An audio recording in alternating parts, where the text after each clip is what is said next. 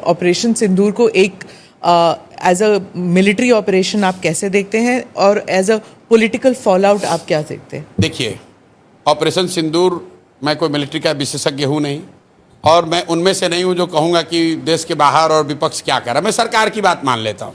सरकार ने कहा, हम लोग के विदेश मंत्री ने कहा, जयशंकर जी पढ़े लिखे समझदार बहुत सुलझे हुए व्यक्ति हैं, जयशंकर जी ने ये कहा ऑपरेशन सिंदूर के हवाले से, शायद आप लोग के ही इंटरव्यू में, कि जो सीज फायर हुआ वो पाकिस्तान की पहल पर हुआ।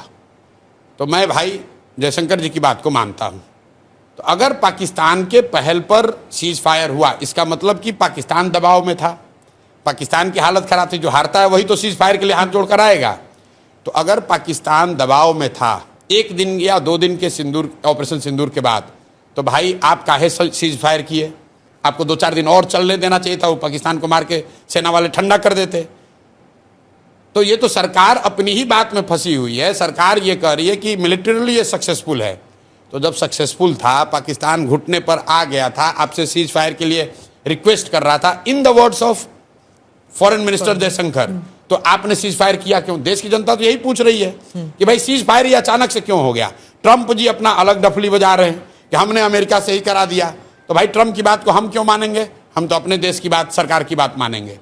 हमारे देश की सरकार कह रही है कि पाकिस्तान के रिक्वेस्ट पर सीज फायर किया गया। तो देश के नागरिक होने के नाते हम लोग पूछ रहे हैं कि भाई इतने दिन के बाद मौका मिला था, आपने ऑपरेशन सिंदूर शुरू किया, देश भर के लोग आपके साथ खड़े हुए और पाकिस्तान की हालत ये हो गई कि एक ही दिन में सीज फायर के लिए वो घुटने पर आ गए थे, तो 2-4 दिन और चलने देते। तो और अगर क्या ऑब्जेक्टिव था जो पूरा हो गया? कि मीडिया में तो ये चला कि इस्लामाबाद लेना ऑब्जेक्टिव है। नहीं, वो तो मीडिया में तो ये चला कि बलूचिस्तान को स्वतंत्र कराना ऑब्जेक्टिव है। मीडिया में तो ये चला कि जैसे इंदिरा जी ने, सुनिए ना भाई, हम कैसे बोल रहे हैं? मैं बोल रहा हूं भाई, लोगों ने ये कहा, सुनिए, अमित शाह जी ने कहा है पार्लियामेंट में कि हम लोग वो लोग हैं जो देश के लिए जीने मरने वाले हैं, पाकिस्तान ऑक्यूपाइड कश्मीर को लेना हमारा लक्ष्य है। तो अगर पीओके लेना लक्ष्य था और पाकिस्तान घुटने पर आ गया था, तो काहे सीज फायर किए? अगर बलूचिस्तान को आज़ादी दिलानी थी, पाकिस्तान घुटने पर था, तो क्यों समझौता किए? आप ही बता दो भाई कि अगर पाकिस्तान डर गया था या घुटने पर था तो क्यों समझौता किए? और अगर नहीं था तो फिर आप जो बता रहे हो वो गलत है। दोनों बात तो सही नहीं हो सकती है। और ये बात सिर्फ जो जयशंकर जी ने कहा है उसी पर कह रहा हूं। ट्रंप साहब तो कह ही रहे कि हम इंडिया को डरवा, इंडिया पाकिस्तान को दोनों को बुला के डांटे और इन लोगों में समझौता करा दिए। हम ट्रंप की बात पर नहीं जा रहे हैं, हम जयशंकर की बात कह रहे हैं। एंड तो कहीं होता है ना, क्या एंड? तो भाई वही एंड, मतलब लोग तो ये पूछ रहे हैं कि भाई आपने सायरन बजवाया, प्रैक्टिस करवाया, तो हम लोग तो तैयार थे 2-4-5 दिन के लिए। एक ही दिन में काहे सीज फायर कर दिए? 2-4 दिन और चलने देते, पीओके ले लेते हम लोग, तब आप कर लेते। बालूचिस्तान अलग हो जाता तब हम लोग कर लेते। अगर पीओके ले लेते, इंदिरा जी ने समझौता कर लिया तो भाई कम से कम बांग्लादेश को अलग करा दिया ना, तो कुछ तो आप कर लेते। जो टेरर इंफ्रास्ट्रक्चर है वो तो ध्वस्त हुआ ना, ध्वस्त हो गया।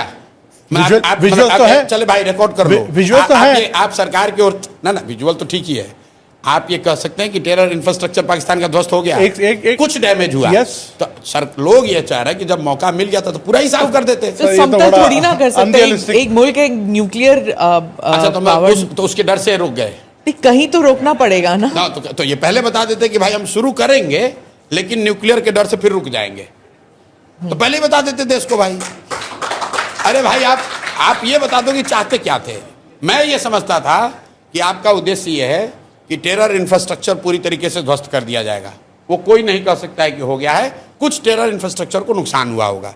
दूसरा उद्देश्य अगर ये था कि आप पीओके को स्वतंत्र करा देते, वो तो हुआ नहीं। ये तो मीडिया कह रहा था ना, सरकार ने तो कभी नहीं कहा कि बलूचिस्तान को आजादी देना एक लक्ष्य था भारत का। ये तो कभी कहा नहीं। वो तो जैसे इंदिरा जी के भी टाइम में उन्होंने ये थोड़ी ना कहा शुरू में होगा कि हम बांग्लादेश को स्वतंत्र कराना हमारा लक्ष्य है। ये तो बीजेपी के स्वयंभू नेताओं ने कहा कि अरे आपने इंदिरा जी को क्या देखा, हम तो पाकिस्तान को 4 टुकड़ा में कर देंगे, हम बलूचिस्तान बना देंगे, हम पीओके ले लेंगे। तो भाई कर लेना था। फिर आप कह रहे हैं भाई वो तो न्यूक्लियर स्टेट है। तो भाई न्यूक्लियर स्टेट वो एक ऑपरेशन सिंदूर होने के बाद थोड़ी ना बना, वो तो पहले से भी था। वो तो असेसमेंट मोदी जी जैसे विद्वान लोगों ने किया ही होगा पहले से। तो भाई काहे लड़ाई शुरू किए? और किए तो पूरा करना चाहिए। देश की जनता ने तो नहीं कहा कि हम लोग न्यूक्लियर वाले से डर रहे हैं। भाई देश की जनता तो आपने जब सायरन बजवाया तो हम लोग अंधेरे में निकले, सब जाके प्रैक्टिस कर लिया कि भाई चलो अब न्यूक्लियर गिरे या बम गिरे हम लोग तैयार हैं। तो काहे भागे आप मैदान छोड़ के? चलिए। इसका नुकसान है। मैं आपको ऑन सीरियस नोट, हाँ बीजेपी को अगर आप मुझे एज एनालिस्ट पूछेंगे तो चुनावी नुकसान होगा। जिस मैनर में ऑपरेशन सिंदूर को जिस मैनर में रोका गया, और खासकर ट्रंप के ट्वीट के बाद, मैं अपना अनुभव आपको बता रहा हूं। मुझे किसी ने अमेरिका से भेजा उस समय कि ट्रंप ने ट्वीट किया है कि सीज फायर हो गया। तो मैंने कहा यार फोटोशॉप होगा, ये ऐसा कैसे हो सकता है, ये विश्वास नहीं कर सकते हो आप। स्पीच था उनका। हाँ नहीं, ट्वीट पहले, सबसे पहले ट्वीट आया था। तो मुझे ऐसा लगा, मुझे खुद लगा कि अरे यार ये तो हो ही नहीं सकता है। तो मतलब देश की जनता को ये लगा कि यार इतना बड़ा, जब हम लोग तैयार मेंटली प्रिपेयर हो ही गए थे तो 1-2 दिन 4 दिन एक उसको लॉजिकल कंक्लूजन तक ले जाना था। नहीं ले गए, चलिए उनका डिसीजन है, लॉजिकल नहीं हुआ, मतलब पॉलिटिकल वो खुद भी कह रहे हैं कि नहीं हुआ है। उसके बाद आप मोदी जी का बयान सुनिए, डैमेज कंट्रोल करने के लिए वो क्या कह रहे हैं कि ऑपरेशन सिंदूर जारी है, उसका फॉर्म बदल गया है। वो भी नहीं कह सकते हैं कि रोक दिया है, क्योंकि उनको भी मालूम है कि देश की जनता ये नहीं चाहती थी कि रुके। जिस तरीके से सीज फायर हुआ उससे बीजेपी को पॉलिटिकल नुकसान होगा।